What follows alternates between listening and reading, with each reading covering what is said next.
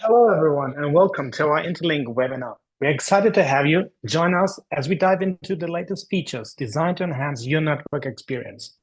At Interlink, we believe in more than just delivering top-tier connectivity. We're committed to building a direct and transparent connection with you, our customers, and prospects. Today, we will be showcasing key updates, including our newest POP editions and also adding another continent to our network, as well as BGP Flowspec and how it works by Stefan Funke, and new tools that give you greater control over your traffic and security. This session is all about collaboration. We want to hear your thoughts, answer your questions, and ensure that we will build truly what is interesting for you as network engineers and technical people. So you're much more than welcome asking any kind of questions for the Q&A session that we're going to have later. My name is Christian. Let's get started. Thank you very much for being here. So, as the agenda, I would like to present to you today that we are going to speak widely about the latest and future POP editions. There has been quite some developments since we have been speaking the last time. As well, BGP Flowspec demonstration by already mentioned our head of network, Stefan Funke. And then afterwards, we're going to have a Q&A session with hopefully a lot of questions from your side. Whatever it is, we are ready to take those and get some insights directly from us, from Interlink. Just as a kind reminder, what we do, we are network as a service provider, having automated all the services that we deliver to our customers on our network. We offer IP transit, IP access, Flex Ethernet, which is our layer 2 solution, and DDoS protection. Where do we do this? At the moment, at 37, that's up to date, network POPs all across the European Union. But we have some news to share today where we're going to extend over the next month. And that's very nice to provide this information ahead of everybody else. We are going to let you know in the future, in the community, via LinkedIn, and so on. So I would like to start with the latest and future POP editions. So maybe you remember, maybe you have attended the last webinar. We were speaking about adding 3 new POPs to our European footprint. We have actually added those now and those are live right now. So we have added Digital Realty in Stockholm. So that's our second POP in Stockholm. However, we have decided to move our network services over from Equinix SK2 to this facility. So for now, both locations are live, but our customers are already informed, and we're going to move our services to the new data center facility, which is Digital Realty in Stockholm. We have also added another quite interesting network POP to our portfolio, which is Sofia. So one of the emerging markets that we have seen over the last 6 months, and due to enough customer requests in the end, we have decided for this location and added this facility. And also in Sofia, we are now available with our complete product portfolio. And then the third one is Balkan Gate in Thessaloniki. Due to a lot of political reasons, now Greece is the hot network hub for that region, for actually getting access from Asia and all the Eastern regions and continents through this new network hub to the European Union. So we have seen a lot of traction in this market as well, and have decided for this facility as well. So all these 3 network POPs are now available in our portal to deliver all our automated services. Just to remember you, there are 3 ways how to check our footprint, and there's one easy way most of you guys are going to notice, which is peering DB. So when you simply look for our AS number, which is 5405, you can pull in this data and then just choose our Interlink website there. We have all information there. If you scroll down to the right-hand side to the interconnecting facilities. However, this could be some delayed that information because this is run by us. We also encourage everybody to do so. However, yeah, this is most probably one of the easiest way how to get access to all the facilities that we are live. There's a second way, which is our website. So if you go to our website, you just have to scroll to Network and POPs, and you will see a full list with all the addresses and the the name of the data center. So everything that is required to know what is our footprint. So also here you see all the information. The website in general is a very good knowledge base for other things as well. But also here, this can be delayed a little bit. So this is the pro tip now. The best way how to check where we have enabled our automated network and where we have our own hardware is actually the portal. So you just sign up to our portal and then you have access to the full network and theoretically can order services. So the way how to find out where we are free to provide services, if you just go to add a service, choose IP transit as an example, and then you see interlink locations and you see where we have now enabled all our network and all the services. So you can choose any POP here, or we have a search function as well. In Vienna, for example, we have two redundantly connected POPs. You can search there. Maybe Madrid is the city you're looking for. So you see we have a location there, and you will see also extension locations. So locations which we can reach with our partners.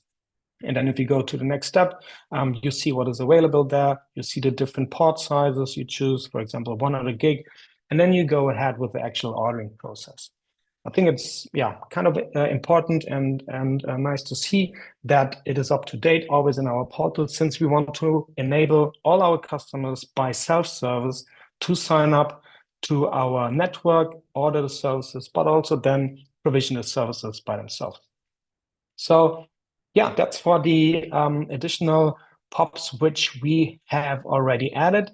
And here is a little hint where we're going next. So drums, we are going to the US. We are going to add two POPs in the US in the east coast of the United States. All products will be available and it will be enabled 1 to 400 gig, everything you know via self-service for the existing POPs in the European Union already. Have a closer look how this is going to look like. So on the right-hand side, you see Europe. You see a very dense network that we have built up over the last 2.5 years with 37 locations at the moment and still growing. But we want to extend to the US, and you see this on the East Coast. This will be our first POPs outside of the European Union. We had these POPs for some time, actually, providing layer 2 services between two dedicated sites, which is in Reston, but also in Ashburn. But we are adding and connecting now our two networks in the US and the European Union. And why do we do this? We want to extend our footprint to add scrubbing facilities and centers on a global basis. We want to improve our IP transit product. And in the end, what we want to do is provide better services to our existing and new customers. We also want to duplicate our success story. So we have seen and noticed by the services that we are providing to our customers that there's still room for new telecommunication providers. If we want to have this automated network as a service offering to our EU clients in the US. And we take this chance also to access a new market. So the US East Coast is a very dense telco market with room for improvement, similar to the European Union. All telecommunication providers having everything in their hands, but not being at the top-notch technology level where they actually can be, and we want to step in there. So we have a little poll for you guys, and we would be very interested in what region is interesting for you. So what region in the US are you interested in? Is it East, West? Is it the Mid? Is it none of them? Or is it all of them? So that's it for my part. I would like to hand over now to my colleague Stefan, and he has put up a presentation about IP transit and Flowspec. So Stefan, are you there? Please take over. Hello. I hope you can see and hear me. We can hear you. Perfect. Okay, perfect. So we thought about doing a presentation about BGP Flowspec and how we do it at Inter.link. At least this is a webinar for technical people, so you're welcome to have more insight in what we do and how we do things. And this is about, in addition to our IP transit product, actually. It's not a standalone product. It's an addition to IP transit, which is called BGP Flowspec. And well, there are lots of details to find about this on those RFC numbers you see on the screen.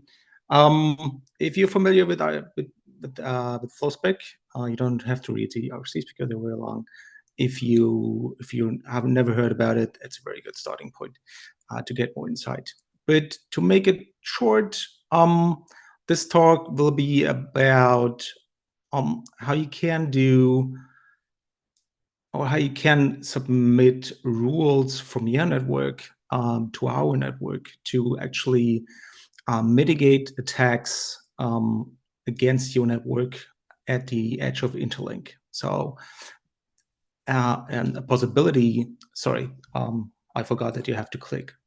Christian, please, next slide. So again, sorry.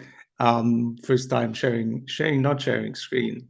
So this is about automatic threat mitigation in your at our network edge, how you can use this to protect your network before traffic even reaches your edge of your network. As I said, it's an add-on to Interlink's IP transit service. Next slide, please.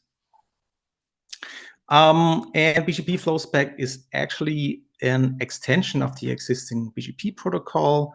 So this is not something special you need to, extra design or an extra setup. It's part of the BGP Flowspec of the BGP protocol. It's designed for dynamic traffic filtering, and it's also designed for real-time distributed denial of service mitigation. So the intention was after when building this is to, you detect something is not going right in the network, please distribute some rules that mitigate this network traffic and protect your network. By injecting those rules, you can filter traffic at the edge of Interlink's network. And this is important at this point. Interlink's network means you can actually use our network to filter traffic that goes into your network. But we filter this traffic already before it hits your network. So what you can actually do is protect your critical infrastructure, protect your weak links you have in your network. And we will have an example how to do this in a few slides. Next slide, please. So to understand how it works, I've designed this, well, let's say, simple network overview. So from the left to the right, we have some IXPs, we have some upstreams, and those are connected to Interlink, or the other way around, we connect it to them. So this might be a 100 gig link to one IXP, a 400 gig link to another IXP, and then 400 gig to some upstream we use if we can't find a different path by our own network. Our router then is probably connected to a different router somewhere in the network with an 800 gig link, and the next hop might be you as a customer. You connect to Interlink with a 100 gig links, and maybe after that you connect to a different data center within your network, and you have two 10G links operating there. And from the last router then goes to the usual setup, right? You have two firewalls, which are usually connected with 2 times 10 gig, and then those firewalls are connected to redundant switches, and everything is really, really redundant, lots of 10G links, and at the end there are 3 servers. Next slide, please. Of course, you not only have Interlink as an ISP, of course you have redundancy. Of course, you have a second generic ISP. Let's call him just this. And this other ISP also has upstreams. They also have some ISPs. And we share some ISPs with them. They share some ISPs with us. And they have some unique connectivity. And they have also different types of speeds in their network. It's not the same as we have at Interlink, because every network is a bit bit different. But at the end, you also fully redundant connected to this other IXP. So what happens now is that a lot of traffic, in case of DDoS attacks, comes from both directions. So you as a customer have two upstreams. Obviously, DDoS attacks come from both upstreams. So usually you're getting blasted from everywhere, and usually this is not really good. What you can do here is use BGP Flowspec, and we implemented this in our network. And what BGP Flowspec is, it implements rules to traffic. It implements rules to filter traffic that is going to your network. And those filters are implemented especially in our network. Next slide, please. And as you can see, if you inject rules to us, we make sure that those rules get injected as far as beyond as it can be for you from a customer's perspective. So when you send us BGP Flowspec rules, those get injected at all the ingress ports we have on all our locations, on all our edge locations, and wherever we cross some borders to a different network. Next slide, please. So what happens is, or how it works is, you set a BGP session with us, you enable the Flowspec protocol over here, and then you can announce certain rules that you define that makes it into our network. For example, here you see you decide to send us a rule which says drop all traffic to UDP port 53, which is DNS, and then we will implement this rule on all of our routers that are before your connection to us. Next slide, please. To make it even a bit more visual how it works, I've created this map. This will show you all the Inter.link locations, and at the bottom left, you will see one customer, one little happy customer in Madrid. This customer is connected to Madrid. And they bought 100G IP transit from us, and now traffic has to go somewhere. Next slide, please. So Madrid is connected to our POP in Marseille, and Madrid is also connected to our POP in Paris. And it might happen that we have an upstream entity in Paris, and we might have GTT IP transit as a provider in Madrid. So next slide, please. This customer now says, filter UDP 53 incoming for DNS requests. What happens now is, next slide, please. We implement those filter rules at all the edge locations this customer is connected to. So this is implemented at the connection at GTT. This is implemented at the connection with entity. And this is connected to all the core links we have within our network that is part of this connection. In reality, next slide, please. It's even bigger, because what happens if you inject a rule to our network is that this rule gets published everywhere. So it's not only in Madrid, it's not only at the direct connected POPs we have in common with the POP you are connected to, it's actually getting distributed over all of our network. And this means at all the outer edges, it could be somewhere in Stockholm at the top right, or it could be in Romania at the far right. This rule gets injected everywhere. Excuse me for not drawing all the lines and all the X's and everything, but you get the message, right? So this filter rule is injected everywhere. So whatever traffic now ingress in our network, we block it very far away from your actual setup, which means that your probably 10G link between your firewall and your switch can probably survive, because we make sure that the traffic never hits your edge connection to our network. So if this sounds interesting to you, next slide, please. This is how you can get it. So we actually have this integrated in our portal. So if you're already a customer with us, just log into portal.inter.link and hit the button. You hit the button for the product, tell us you want to have BGP Flowspec enabled for your port. If you're not a customer, you don't want to hit a button, just reach out to our lovely sales representatives like Christian, who's on the call, Nicole's on the call, and probably some more people I haven't seen when I joined. So just reach out to us, automatically, if you don't want to talk, or just go to our lovely support people, and they can make sure that it gets enabled. What happens in the background is those rules, or at least the amount of rules you decide to do with us, gets injected into our network automation.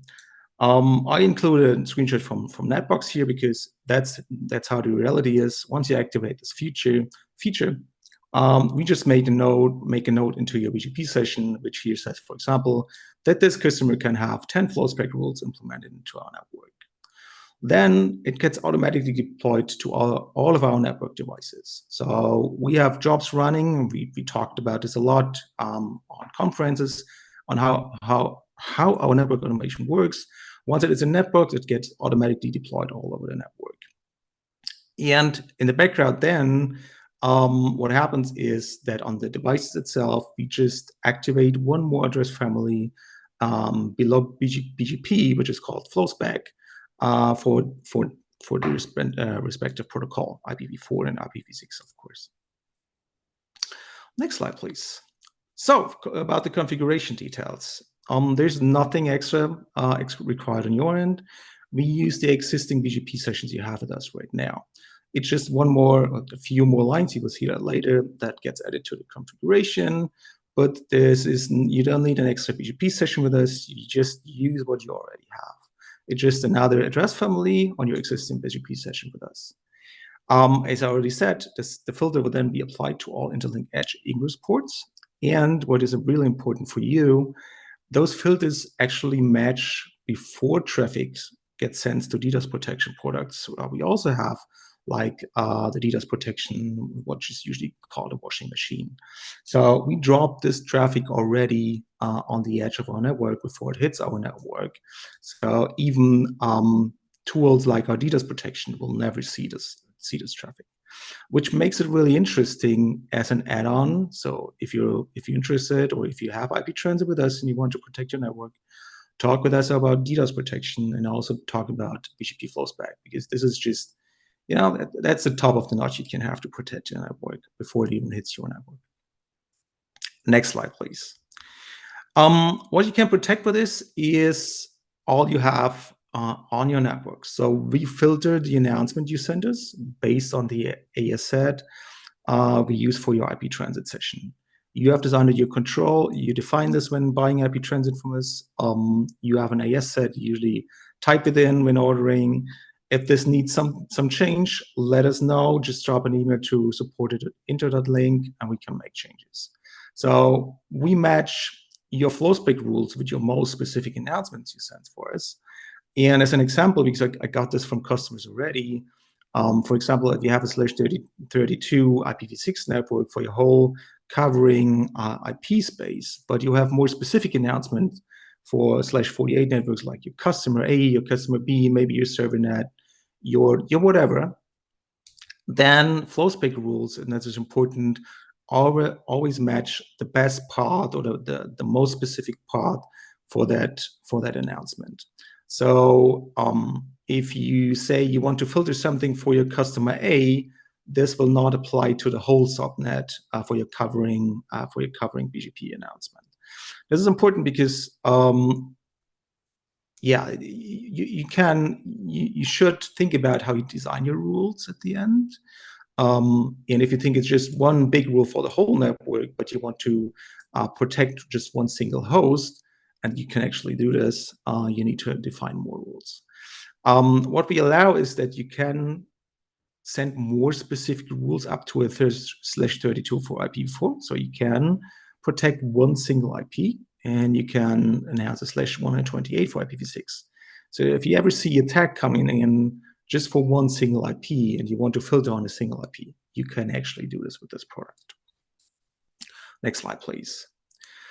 Since we allow for single IPs, we cannot filter based on RPKI values you send us or you have for your network, because you might have a covering array for a 20/24 or for your /2048 network, but there's probably never an array for your single IP. So that's why we use AS sets, which means for you, please update your AS sets whenever you change something in your network, especially when you have new downstreams. And what we do is we update those AS sets on our end 2 times a day. And if you need an urgent ASZ import from our end because you just changed something or you forgot something and you want to protect something really fast, please let us know, contact our support, and we'll come and do a manual run. Well, it's not a manual run, we just hit, one API endpoint, it gets automatically deployed to the whole network. Next slide, please.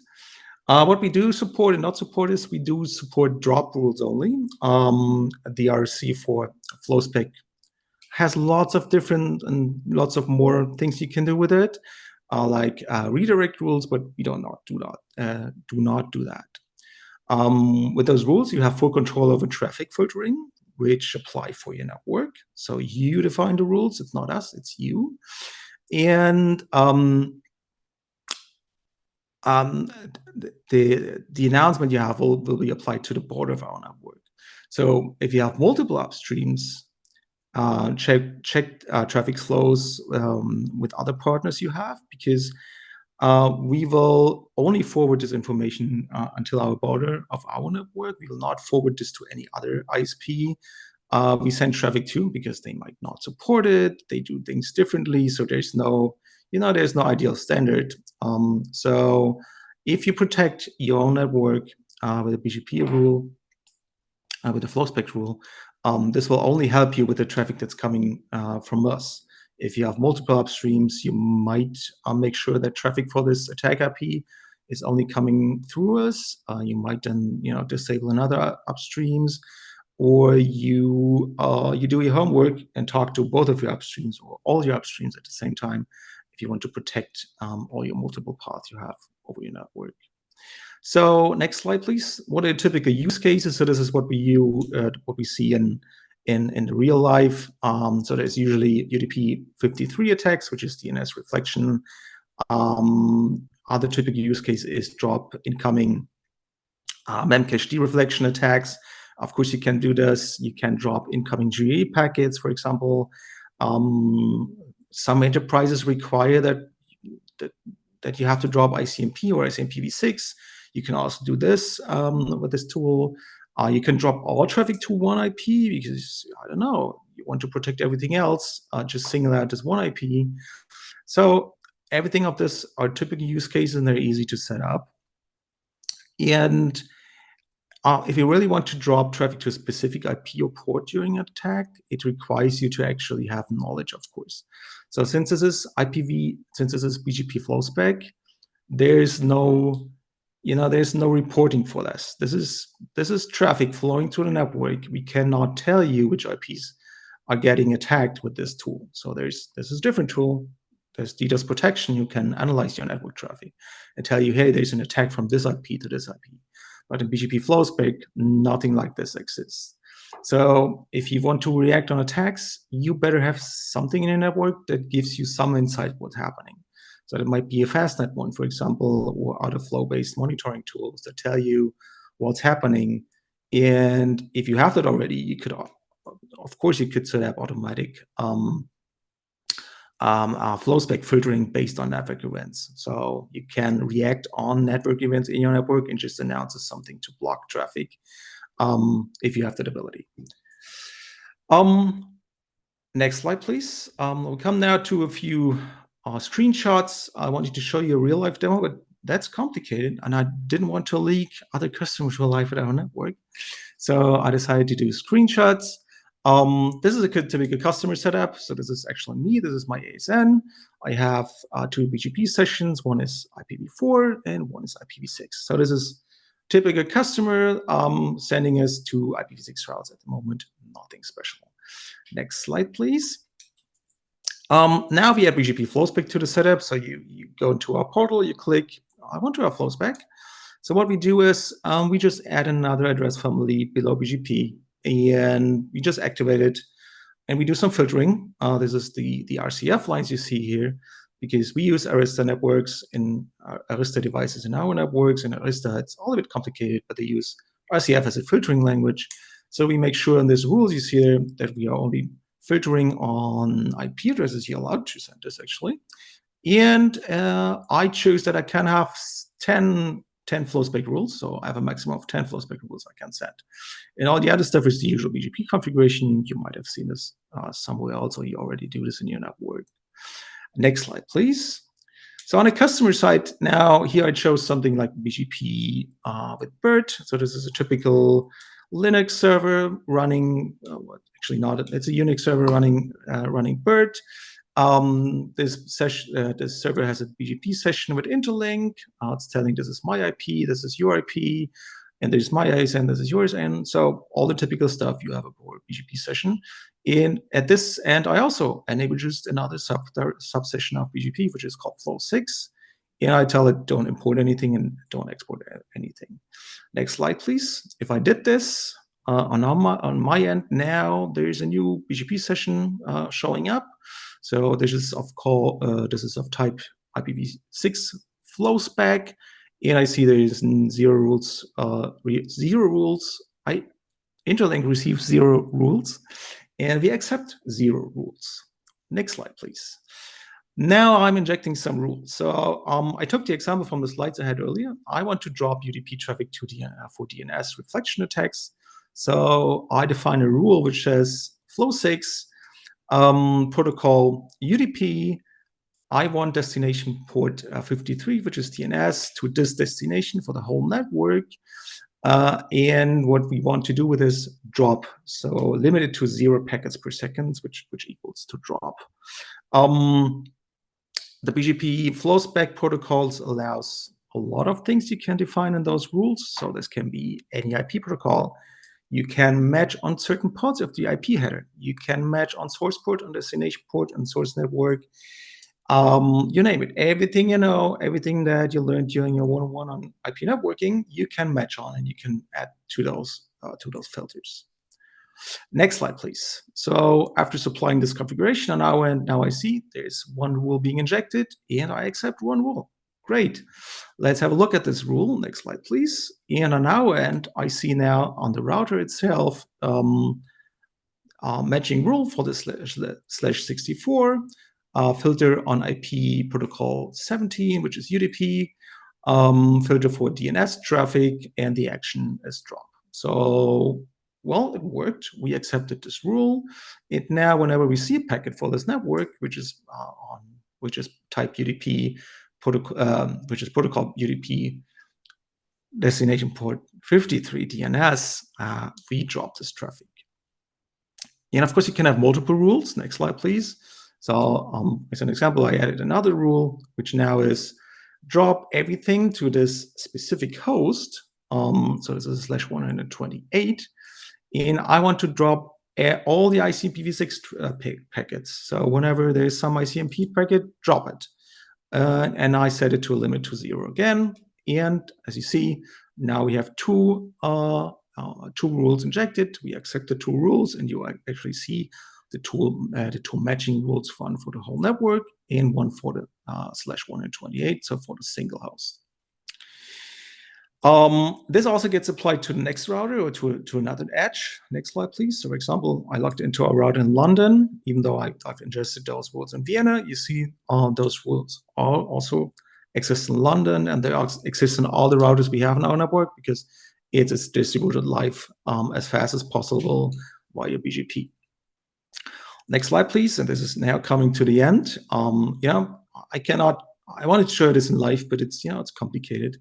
So this is how the traffic usually looks. I just did a trace route to this FFFFE address to this one single host, and in this demo, the traffic went from somewhere, I don't even know what the provider was, going to Inter.link via our XP peering ZZ, going to Vienna, and then reaching the traffic, the target host. Next slide, please. Now the rule is active, and you see the traffic gets dropped where at the previous slide there was the peering ZZ entry. So it doesn't. It gets filtered far beyond to the customer network. And this is actually Flowspec in real life. And I'm sorry, there's not lots of things to show because it's packet filtering. There's no fancy tooling around this. But yeah, that's BGP Flowspec in action. Coming back to Christian. Thank you so much, Stefan. Much appreciated. I've seen a significant number of questions, so maybe we can take a few and let's try to answer these quickly. Scott or Nicole, who can read out the questions? Yes, I can, no problem. So quite a few around Flowspec. And one is, are there any additional costs associated with Flowspec? Oh yeah, I think I can take it. So depending on how many rules you would like to apply, we do offer three different packages, I believe. I think it's 10, 25, and 50. I might be wrong. But yeah, this is additional feature which has to be ordered and paid for. Absolutely. Okay, and the next one, is there any chance to get flow data for the own prefixes from your backbone to see if an attack is still going on in case filtered on your end? Well, that is a good question, actually. So two things. Number one is not yet. So we heard about this request from other customers. So we have it on our feature list, and we are thinking about how to do this. We are currently starting with other Flex Insight products to give you more information about the network and what's happening to your port. But we're not at the stage where we want to or we can implement flows for customers. But we have heard about this before. I will make another note that someone else asked about this. The other thing is, actually no, because once we drop the traffic at our edge, there's no flow for this traffic anymore. So even if we had a flow, we drop this traffic and you would not see this anymore because we drop it before we can actually see it and make an accounting for it. So this needs some redesigning, but I don't think this is possible. But good question. I'll take it with me and think about it with my engineers.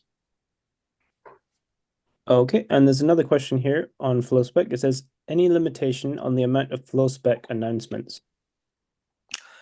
Yes. So we limit the amount of rules, which Christian already said. So for example, if you say you need 10 rules should cover all of your network. You can send 10 rules. We have a hard limit there. If you need more rules, you just talk to Christian or your salesperson, and we won't raise this limit. But everything that's in everything that's an RFC of so in terms of what you can do with BGP Flowspec is mostly supported as far as Arista is supporting it, but most of the things are supported. Thank you, Stefan. And there's one more on Flowspec, which says, where does Inter.link offer BGP Flowspec? BGP Flowspec is available on all locations. So wherever you can have IP transit from Inter.link, you can have it at this location. Perfect. And one more question. It says, it's exciting that Inter.link is expanding to the US. Will Inter.link provide instant service provisioning through the customer portal in those POPs on the East Coast? Yes, we do. We will do. So once we have everything in place and we think that from our quality standpoint, it's available for service, we will enable this in a portal. And then the new two locations will just pop up and you can do self-service as you are used to do with us. Perfect. I guess that's it. Scott, or is there anything else? No, that's everything. Thank you. Cool. Thank you so much. All right, then very last part of this webinar, just to draw attention to the next webinar, which is going to happen in the end of May. Our very own colleague Ciprian is going to talk about how to maximize your anti-DDoS strategy. And we will give some commercial advice, maybe including our DDoS protection solution, but who knows. Thank you so much for being here. We really appreciate all your questions. Have a great week. All the best. Bye-bye.